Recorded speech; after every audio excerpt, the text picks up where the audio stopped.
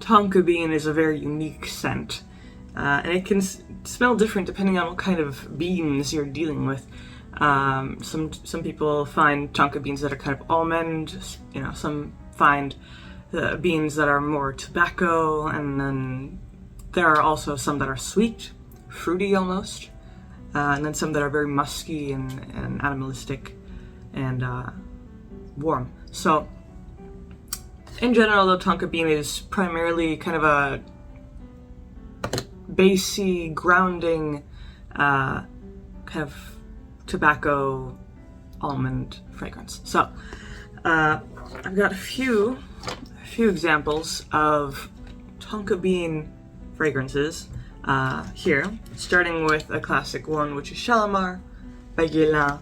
This is quite strong on the tonka bean, and that particular note is also brought out by all the kind of musky notes that Shalimar already has. Shalimar primarily is a very smoky, incensey, musky fragrance. Also has some leather, civet, sandalwood, musk, vanilla, and then of course the tonka bean is in there. And the tonka bean really gives this extra layer of personality to the fragrance, this extra layer of depth and earthiness and leatheriness. So, tonka bean is the perfect note to have in Shalimar because of all the other resinous, deep notes that it already has. So that's a really good option if you want a really thick, heavy kind of tonka bean fragrance. It's a little bit overshadowed by the vanilla and the incense notes, but it's still very present. You're definitely gonna, if you know what tonka bean smells like, you're definitely gonna get it. You're definitely gonna get it in Shalimar. Then there is a far more modern example, which is Versace Eros. You can see in the list here, the note list, there is some tonka bean in the middle notes. It's paired with ambroxan, vanilla, oak moss, and some cedarwood. So the tonka bean here is more almond rather than like heavy tobacco sort of thing, like Shalimar. Because Versace Eros also has a distinct sweetness, especially from the vanilla. And the almond nature of this tonka bean in particular pairs well with the sweetness of the vanilla, as well as there's geranium, there's some mint, some lemon, things like that. And overall, the tonka bean right in the middle and in the heart note kind of balances, the notes in Versace Eros, the really heavy bass notes, and then the really light and crisp top notes, and the tonka bean just sits right in the middle.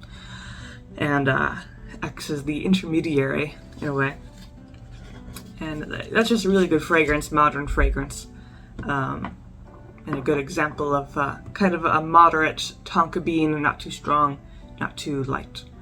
Then again, back to the heavier side of things, there's Coco by Chanel. This came out in the 80s.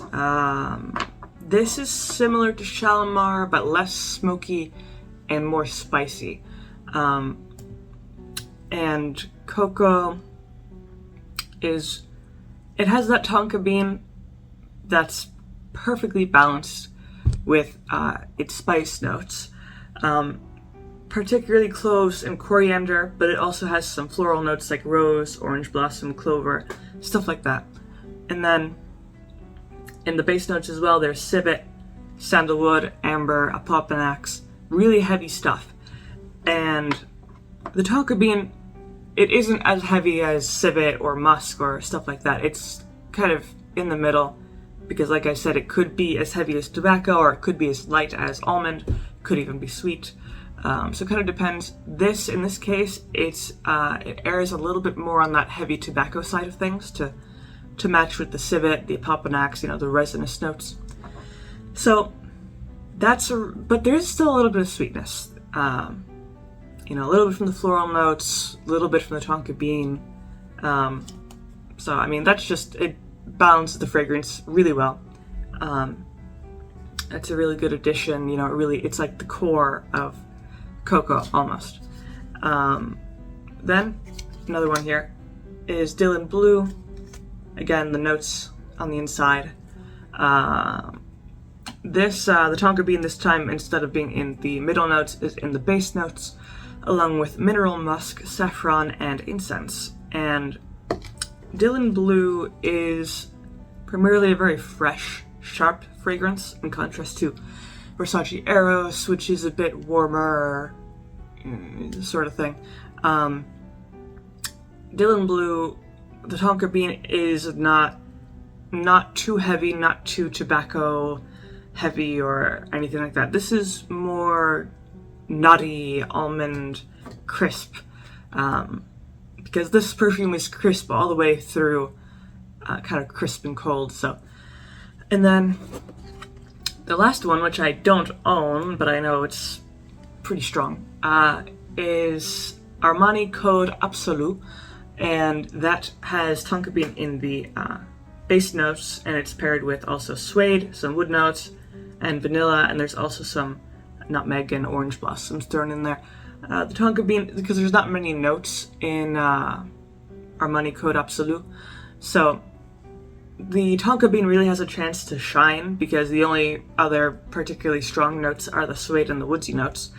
So the tonka bean is more straightforward with that option. And it's definitely good if you want to get a purer tonka bean experience. But all of those are really good examples of fragrances featuring tonka bean as an important note.